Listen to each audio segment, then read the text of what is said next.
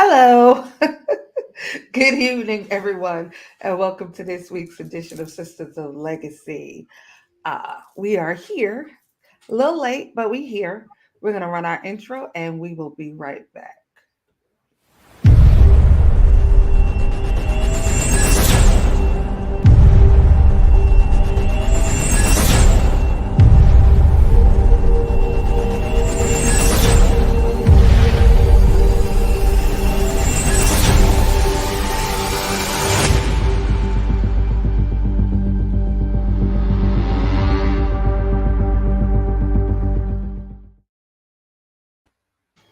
Hello, we are back. All right, guys, again, welcome to this week's edition of Sisters of Legacy. We are here, an awesome duo for tonight, minus one. But I am Samantha, and my co-host for the evening is the lovely Shanetta McNair. Look at her. Listen, she only all happy because she vacationing.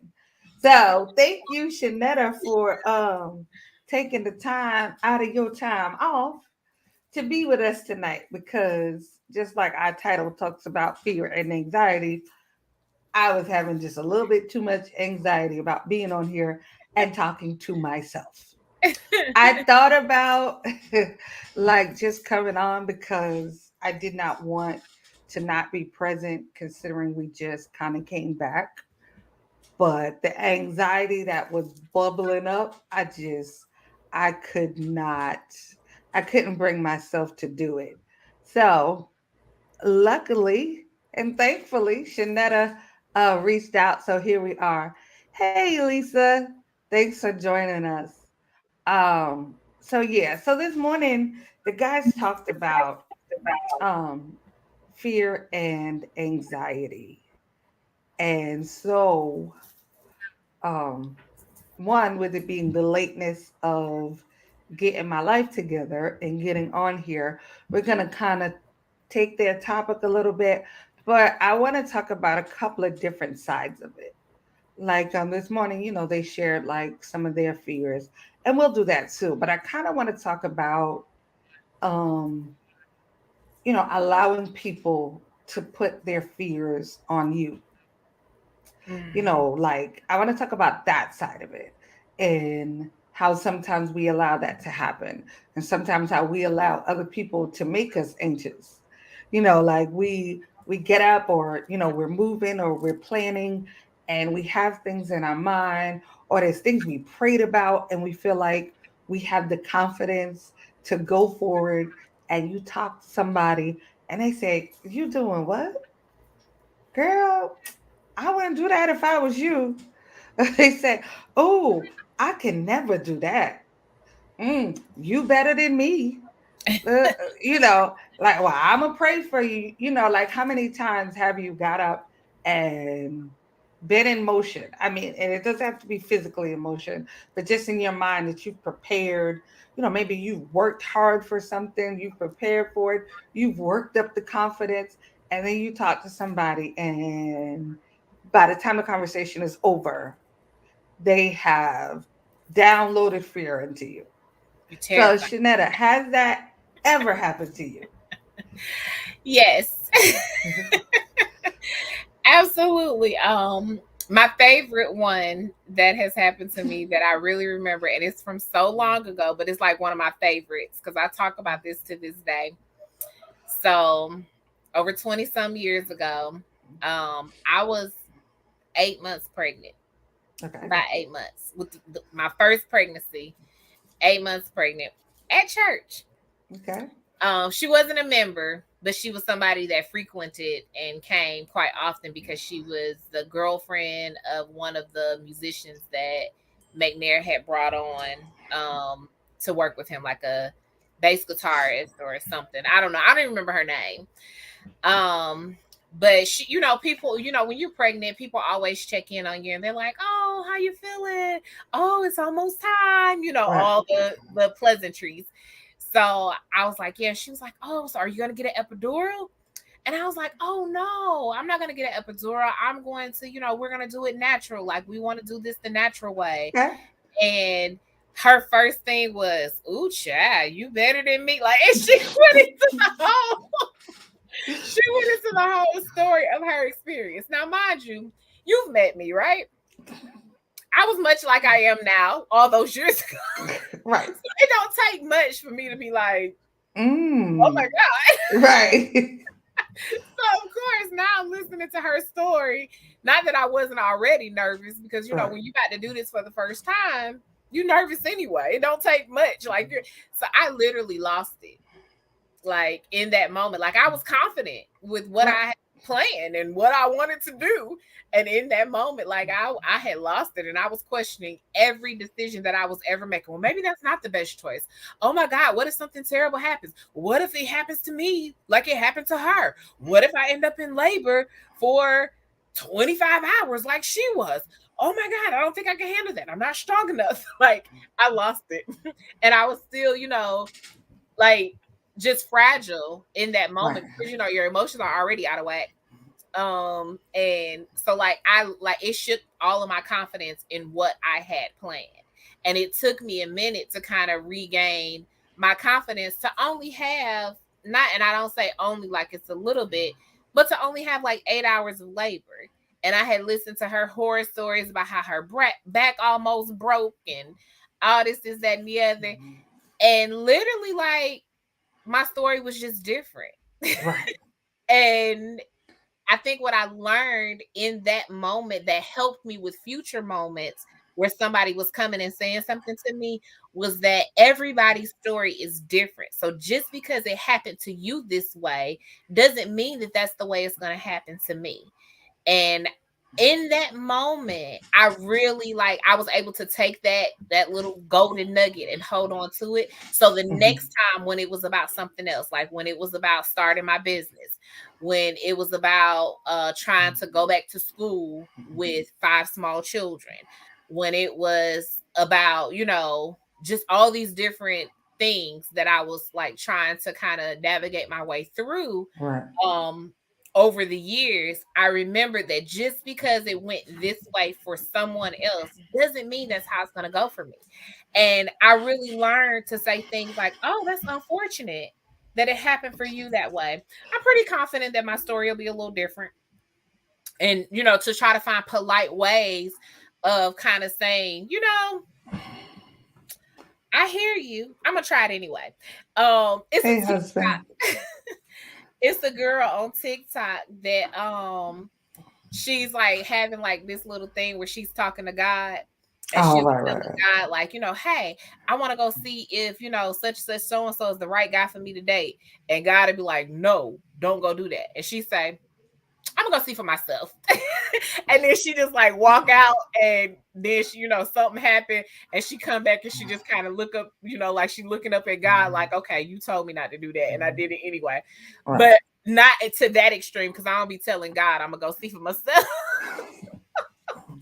But I kind of like, that's like my attitude with other people, is that, like, if the Lord did not come down himself and tell me, "No, girl, don't try that," Not I'm come down probably gonna go see himself. for myself. I'm probably gonna go try it for myself and just be like, "You know what? I'm gonna do it anyway." If it's something I have confidence in. Now, if it's you giving me good wisdom, I might listen to the wise counsel. But if you just talking out, saying, "Girl, I wouldn't try that if I was you." I'm gonna try it. I'm gonna see. The Lord gotta wake me in the middle of the night with thunder and fire and be like, "No, don't go," before I change my mind if I make my mind up. My dramatics, right? Definitely a little bit extreme. So, on the flip side, so you've had that happen to you and you've had that experience. Have you Mhm. ever been that person though? Like, think about it. Have you ever been talking to somebody and maybe even during the conversation you didn't think about it, but like later on you was like, "Ooh, maybe I put my stuff on them." Like, have you ever had that experience where, you found in some instances that you've really, I don't know, offered advice or given advice from a place of fear? I want to say yes. I try not to be. Right. If I'm consciously thinking about something, I try not to be that person. I may tell you, yeah, I tried that before. It didn't really work out so well for me, but I wish you well. Like if you're going to do this, maybe don't do these things or maybe Right. do it that way. Like when I'm consciously thinking about it. But I think that I have to say, like, I mean, I think we all kind of slip into those, ooh, that's what you, that didn't work out so well when I tried that. I wouldn't do that if I was you. I think we've all slipped into that moment here and there, but honestly, like I really try to build people's confidence in what they're doing. You could tell me, my son, when he was little, bless his heart, when he was little, he used to tell me that he was gonna fly to the sun. He was gonna be the first person to fly to the sun and Mm. touch the sun. And he was like 5, 6, and 7. He used to say stuff like this. And when I tell you that, I think right now, grown, getting ready to turn 30, I think he still think he can fly to the sun and try to touch it. Because like I was just like, if that's what makes your heart happy and you think you can do it, I believe in you. You can do this. Such a great mother.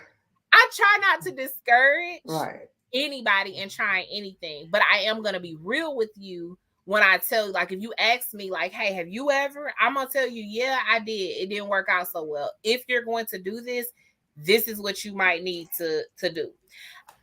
I can even remember, like, even, when you talk to people that be like, oh yeah, I can't wait till I meet a good man and I want to get married.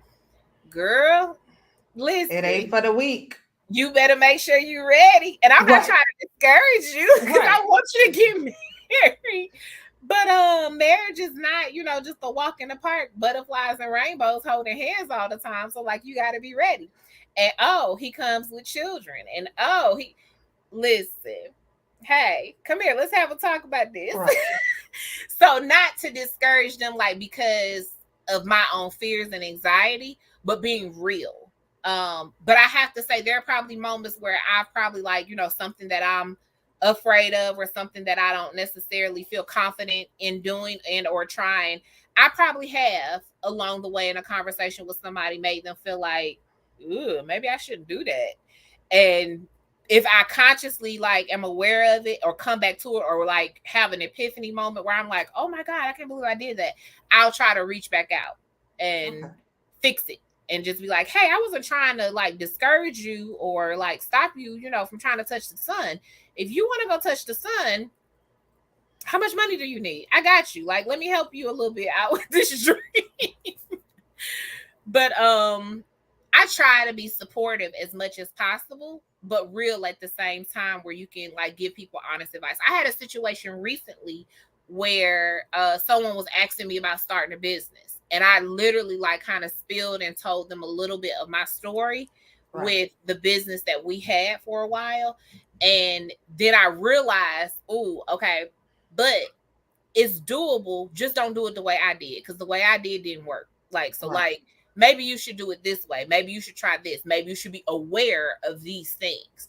And I kind of like tried to give them that, awareness when I realized I kind of only gave them the negative perspective. Let me tell you how much I loved what I was doing though, but I couldn't afford it because like I was literally like not getting the income and still taking money from my home and my children and my own Right. food to run this business that still was not giving me any benefit. So like, let me kind of reframe it and Right. preface this with a few, more details. So yes, been that person, been on the receiving end of somebody else's fears and anxiety too. Right. So, I will have to say, like, more times than not, it's always somebody telling me not to do something, or oh, I couldn't. It couldn't be me. Mm-hmm. This would have to happen. And a lot of times, like, I can honestly say, like, I've heard it, and in some instances, it has made me maybe take pause with some things, but for the most part, like, it's like I done made the decision. I try to live by that. Okay, we gonna do it. If it don't work Mm-hmm. out, we'll do something else. Like, I'm the person that tries to remind myself, like, there's more than one way to skin a cat. Yeah. So if this don't work, let's try it differently.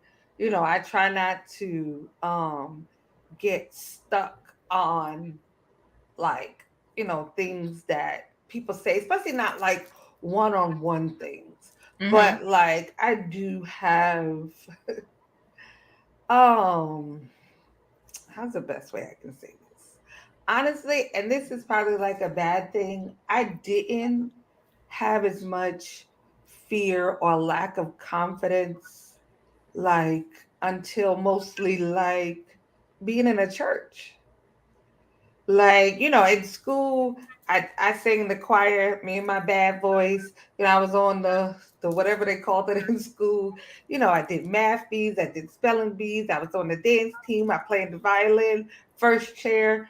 Like, so my mom used to say, you I are know you every play time the I violin. girl.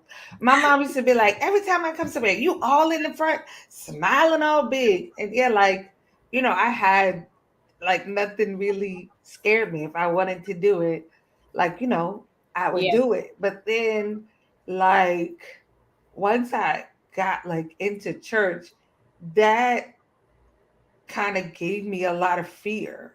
Like because I felt and still feel more times than not, there's always some kind of judgment. That's what I'm gonna Like, say. Do you think that there's an expectation of perfection when we come to some place oh, like it's not church well, versus the world? I don't know if, well, not really perfection. I think people, there's an expectation of people that people just put on you. Like, it's like, oh, well, Anthony's a licensed minister. He has been for a Mhm. long time. So when he first like got into it and was doing it, it was like, oh, well, you don't dress like everybody else. You don't wear like, I'm not the suit person. If I put on a hat, y'all don't want me to wear the one I like. You know what I'm saying? Like I've just I've just kind of been the person that kind of moves to my own beat. Like, Right, I'm gonna be covered, but I'm going to be comfortable and I'm right, going to be my version of cute. I want to be what I feel like is cute in that right. moment. You know how you always say you dress how you feel. Like that's it. If I Yes, wake up, absolutely. right, I dress whatever I feel is comfortable. That's kind of what I'm gonna wear. And for all intents and purposes, I don't fit into the chart. Like I used to look at pictures. How you take the pictures with the ministers' wives, and I always felt like I was a big red like poster child for don't look like this one. Like, and honestly, like in over the years, it really has instilled like I have a lot of fear, even today, even still now, as old as I am, like I have a lot of anxiety a lot of times when it comes to things in the building. Yeah, Like, the way people respond to you or whatever, like that has been like that's my constant, struggle with fear and anxiety is there because I feel like people are looking for you to look like a certain thing, and yeah, then they want you to sound like a certain thing. And I'm just like, I'm just me. And I yeah. and I thoroughly feel like, God created all of us different for different purposes to be used in Right. different ways. So if all of us is sounding the same, looking the same, and like then, There's no diversity. We all are just little carbon right. copies We of all can't like everybody can't be a Phillips screwdriver. right, Somebody has got to be the other one. Like somebody's got to right. be the other screwdriver. So like that has given me a lot of anxiety. I mean, even still to this day, is something that like I still constantly um deal with in my head so much. Not like, hey, I'm here. It is what it is. But it's a constant, like thing for me. Mhm. And as far as like other people, like a one-on-one conversation, you're really not gonna scare me out of Right. anything. Like, because more times than not, like, your opinion is heard, but like, there's very few people that, like, I trust your opinion like that. Mm-hmm. Like, I used to have somebody um in my life that I trusted like a whole lot. And then it got to the point where I realized I gave this person too much power because there was a lot of times that they misused it and crushed me. And I was Wow. like this can't be right. So like I had to of course reevaluate the relationship because I realized that, you know, if I'm giving you the power, if I'm trusting you, then Mm-hmm. I should be able to trust you and you not use that trust, you know, to kind of steamroll over me. So, Right. like, as far as other people, I don't really allow that to bother me. And then, when I talk to people, I kind of, I hope, I try not to scare people out of stuff. I Mm-hmm. try to say, like, this was my experience. Right. Like, Yeah. this is what happened to me. If you're going to do this, like, please know this is what happened. Like, this is what could happen. This is a possibility. Like as of late, I have teenagers, so I've been constantly, especially my son, telling him, listen, you're going to have to decide what kind of man you want to be. I I can yell, I can fuss, I can scream, I can pull my hair out, but at the end of the day, the older you're getting, you're going to have to make this decision. All Mm-hmm. I can do is tell you the possibilities. I said, but honestly, the possibilities are endless. But it's up to you to decide. So I kind of try to leave that to people. Now, if I see that you're heading to a definite hole, I'm like, hey, you might want to stop. You might want Right. to, take a look and think about it. Like, Right. because the way you're going is not going to end up well. Right. Agree. I think I try to be the same way too. With just kind of like the advice of, if you turn this corner, this is what you're going to run into around that particular corner. However, you get to choose. You make your own choices. Um if you ask my opinion, if you ask my experience, I try to give it in the most diplomatic and positive way possible, but you definitely get to choose. I will say, when you were talking about the just the expectation with what you should be like, how you should dress, act, and behave, being a minister's wife, I remember a time just like trying to figure out like what this should and shouldn't look like for me. And I think I was kind of that outlier too, where it was just kind of like, yeah, I'm probably not gonna be like y'all. I'm absolutely not wearing a hat. I wore a hat once. You got pictures? No. I wore a hat once. McNair bought me suit, matching hat. It was like for Mother's Day or my birthday or something like that. Like, he was so excited about it. He's so wrong for And that. the thing is that I wore it because he bought it for me. And like, Absolutely. it's your husband, right? So I wore it once, never put it on again, left it in the back of the closet for a long time, and then finally asked him, was it okay for me to give it away? He was like, yeah, you're not gonna wear it. So, but I was so uncomfortable. And it was Right. like the most like the only other time that I've like put on a church hat, I was at an AIM convention with my girlfriend, and we were walking through the marketplace and playing and just like Mhm. being goofy, and we both like put on the hats and like snapped a couple. We have pictures of that and snapped a couple of pictures and kind of laughed and walked away. But like, my comfort is not there, so you have to Right. kind of like build your own confidence in who you are without other people trying to dictate to you who you're supposed to be.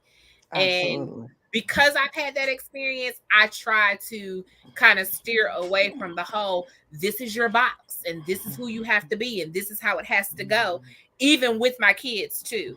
um I finished my undergrad in 3 years, but I had different motivations. My sisters both finished their undergrad in 5 years. So I always try to tell the kids, like, hey, 4 years doesn't have to be the home of how long it takes for this, Right. as long as you're progressing. Your box and my box, your path and my path might look different. So don't try to fit into my box because this is what mom did. Don't try to fit into Auntie Court's box because this is what Auntie Court did. Like, figure it out for you and do what works for you. We have Right. our experiences, we're going to share them with you, but that's not to say this is what your experience has to look like. You get to like kind of draft your path and like build your path as you go.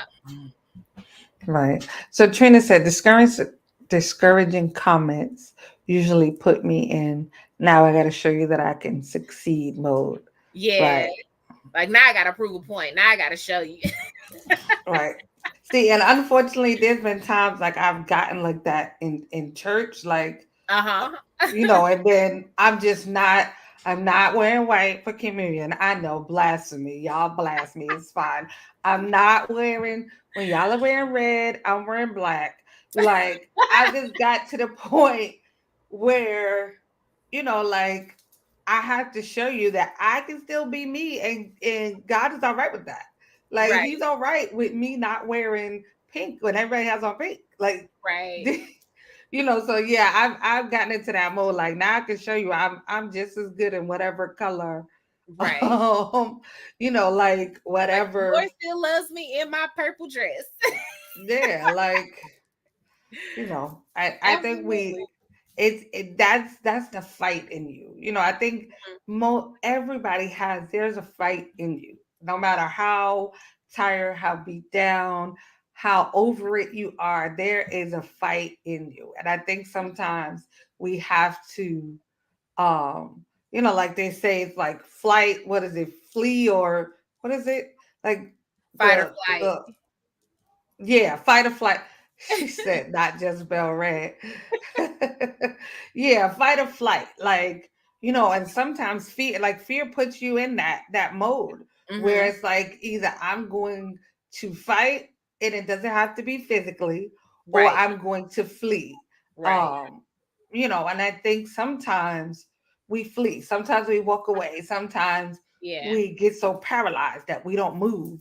Right. That's still like a version of fleeing because you're not engaging. Right. You're kind of just stuck. And I think some of the times when we're fleeing, we should be fighting. We Right. should be fighting for who you believe you are. Yeah. Fight for the things that you're willing to work for. I'm not even going to Right. say the things you feel you deserve. No. Fight Right. for the things, that you're willing to work for, the things that you're willing to put, if you're willing to work for that success, for that business, then fight for it. Then Yeah. I deserve it because I'm working for it. I put in the work.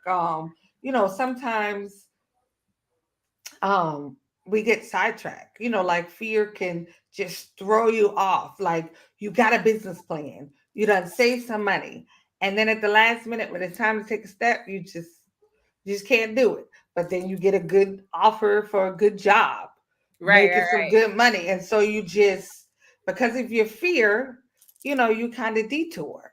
Right. Like it could happen. And I think, go ahead.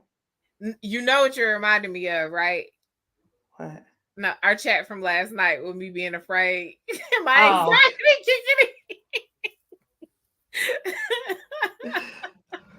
And I was like, I changed my mind. I'm not doing any of this.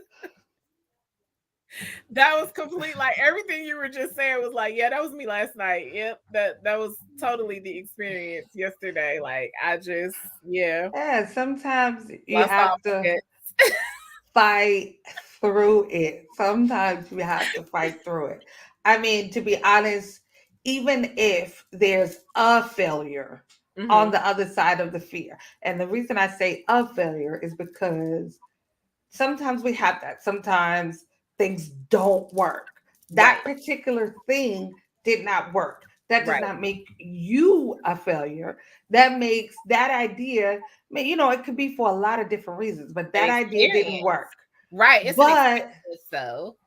that kind of builds your endurance. Now Yeah. pick it up and do it again. Like, just because it doesn't work the first time doesn't mean it won't work. Right. On, like I said, on the other side of that fear, it could be so much. It could be the happiness that you've always wanted. It Mm, could be the money that you want to be willing to make. It could be those friends that you swear you don't want, that you wind up with. Like, you'll never know, unless you take that step. So, agreed. Shanetta, tell us some of your fears. What's like one of your biggest? And I'll say one because I'm sure you got a long list because you extra. Look, you read my shirt. It says, "Hang on, let me overthink this." um, I think my biggest fear is um the lack of stability. Even in the midst of things being stable and things being comfortable, it's still like always like at the back of my mind, like, what if this happens and we lose a portion of our income? What if, like, this occurs? And the crazy part about that fear is that my husband and I, like, our everyday jobs that we work are literally jobs that could be worked anywhere in the country, like pretty much anywhere in the world. But like our field doesn't really collapse, to be very, very honest. Like, it just doesn't. Like, him driving trucks, like, the need for truck drivers does not collapse. Like, there's always a need for that. The need for teachers does not collapse, right? So, but in my head, there's always this fear of things not being stable. So it drives me in a way, like, it motivates me, but in another way, it kind of like keeps me like making sure the checks and balances are in place. If this happens, then we have this backup. If that happens, then we have this plan. If this happens, then we have a plan here. Um, so to an extent, it's a positive drive because it has me like making plans of preparation, right? But Mhm. then in other areas, like when it's like, oh, your boss wants to talk to you, and I'm like, oh, they don't like me anymore, they're gonna fire me. Oh, And like my that mind was has gone quick. extreme, like, That escalated quickly. because they requested a meeting. Like, my whole brain process has gone like left. And it's like, oh, we called you down here, because we wanted to chat with you about this activity that we would like to implement in the classroom. And I'm like, oh, that's it. Or it's review time and they come into your classroom. Like, for me, they come into your classroom, they sit there for 10 minutes, they type, get up, walk out, and then 2-3 days later, you get notification of an email saying, hey, let's have a meeting. Oh my God, they hated me. They hated everything I did in the classroom. Like, oh my God, they're gonna fire me. So, like, those are the type of things. Like, so it's just like, I mean, even bringing it to my personal life and even things that I do at home is just kind of like, oh, we're eating dinner. I made this chicken. He didn't say it was good. Oh my God, he hates when I cook chicken. He is minding his own business, eating the chicken, perfectly happy. And in the back of my head, I've already processed this whole like fallout about I didn't The cook the chicken chicken? right.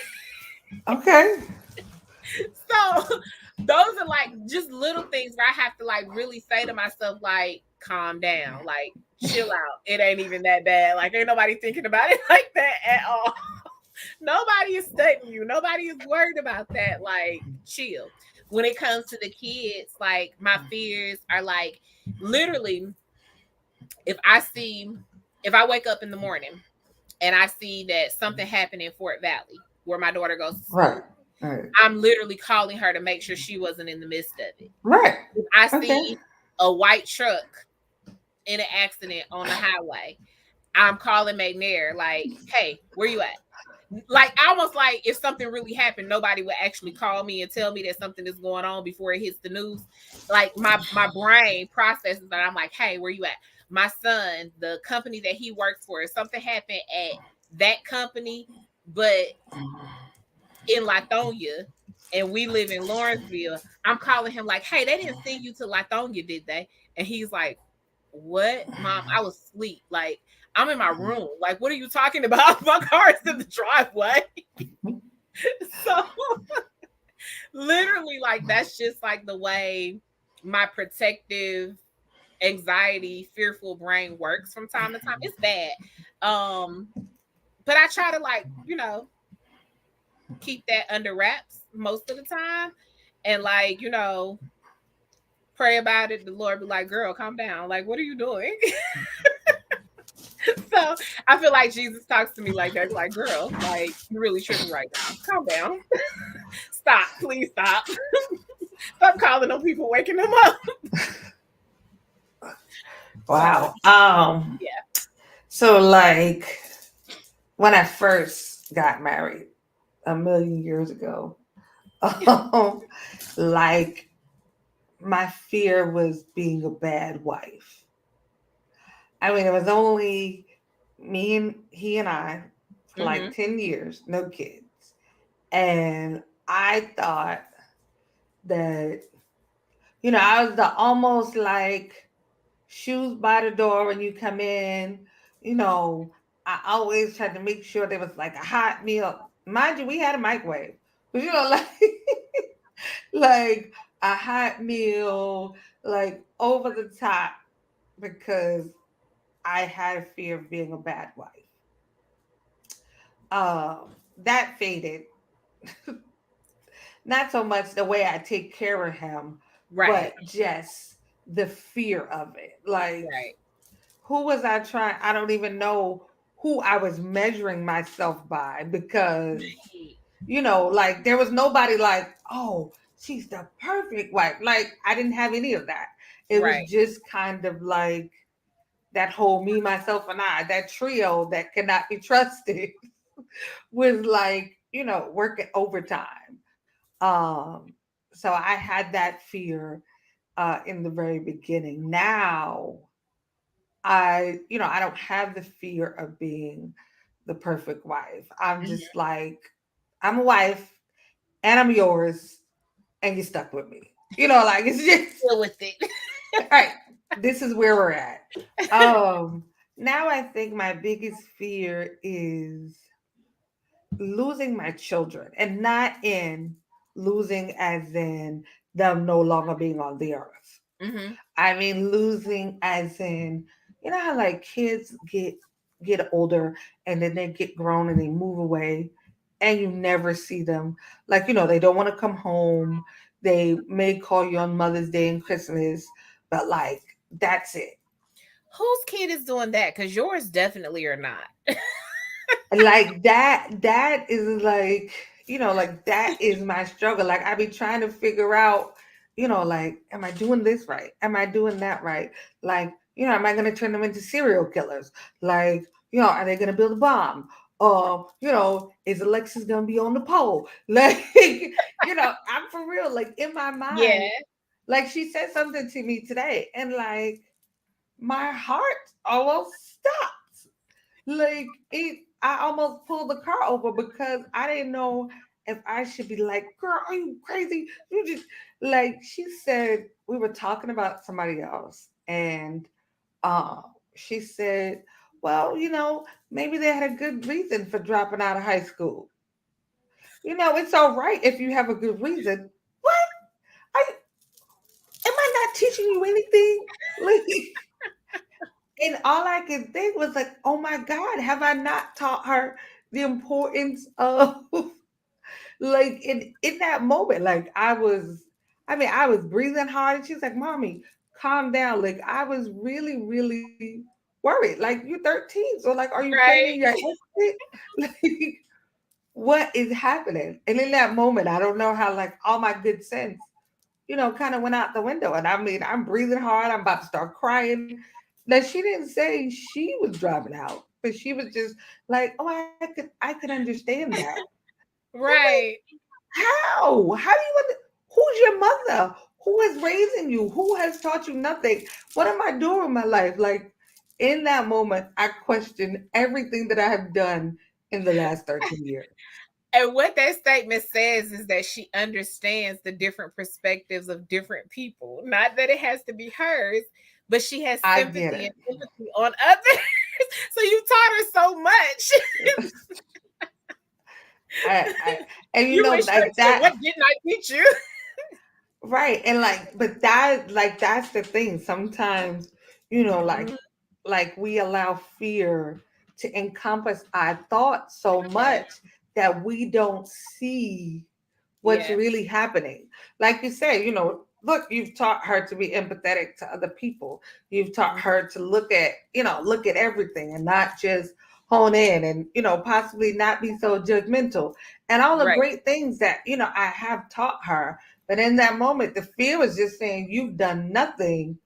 You've done nothing right.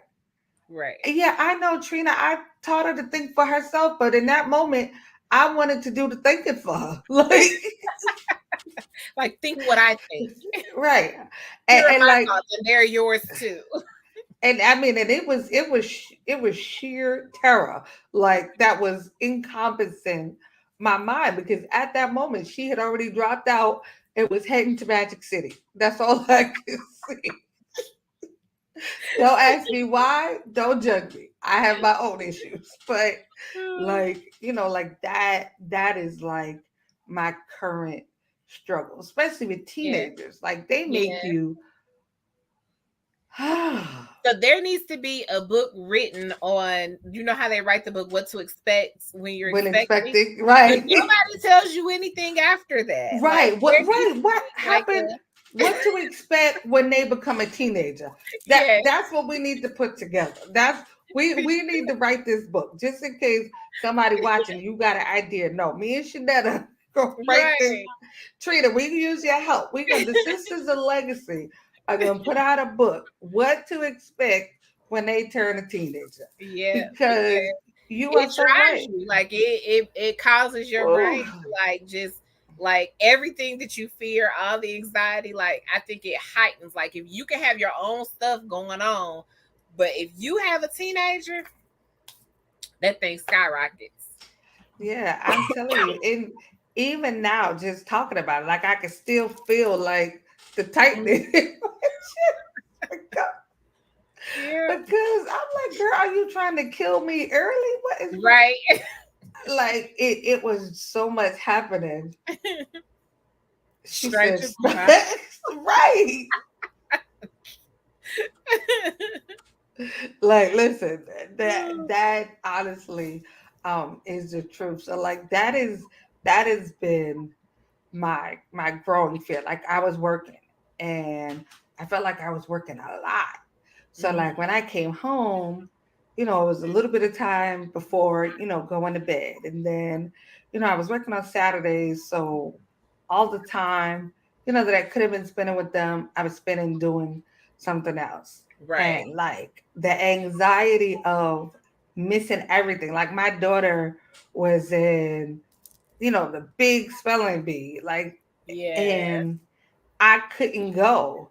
Like, like things like that just added to my fear and anxiety of being a bad parent. And like, Right.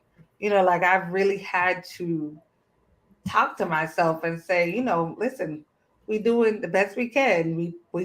We pulling out everything in the bag. We talking to friends and people that have successfully made it to 18, Yeah. and and parents, that have raised their children. And I constantly have to remind myself that, you know, I can only do what I can do. And I'm giving it my all. And, when I times when I need help, I'm on the phone like, look, I don't Yeah. know what to do with this and I can't return the sender. Somebody help. Right. Help You me. know. Right. So I do kind of um, be able to counteract it on Yeah. some points. And then sometimes I just need my husband to hug me because Right. that's all. Just hug me. I don't want to talk about it. We can't fix it. Just hug me and possibly it'll be all right in the morning. Like let's just go Right. to sleep.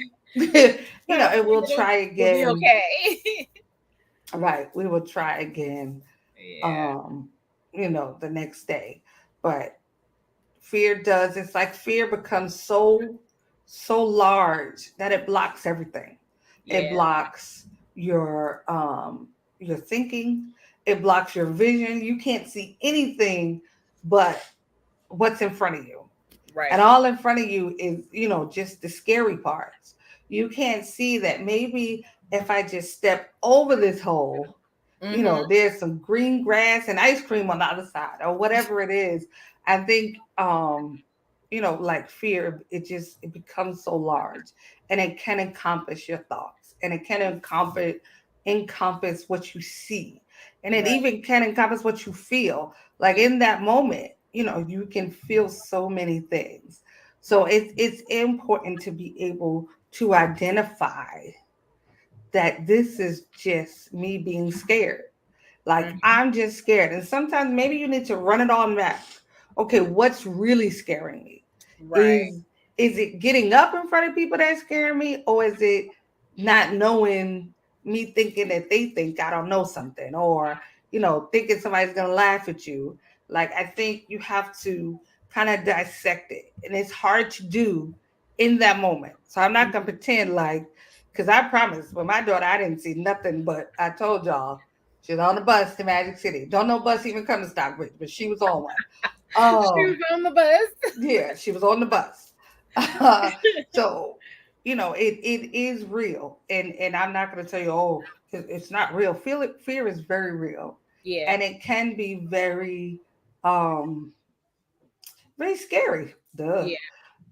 But you can get through it. You can get to the other side. It does take a fight though. It takes Mm-hmm. that fight in you. Like even as a mother, sometimes I have to remind myself, girl, you from New York. Stop letting these kids run you ragged. Like, whatever, whatever you have to tell yourself in that moment to ignite that fight, I think is important.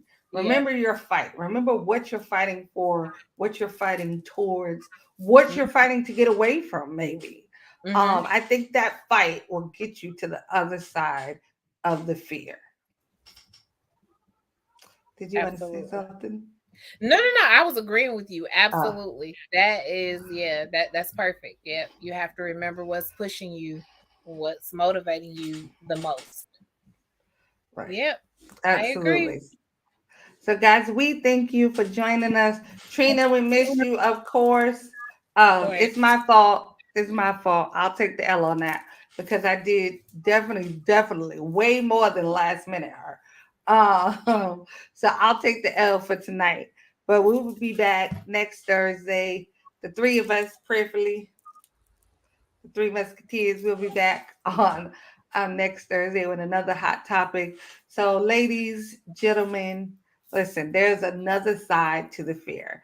Just fight it, fight through it, fight around it. You can do this. We got this. We as a people can make it happen. Mm-hmm. Keep fighting. Until next week, stay safe.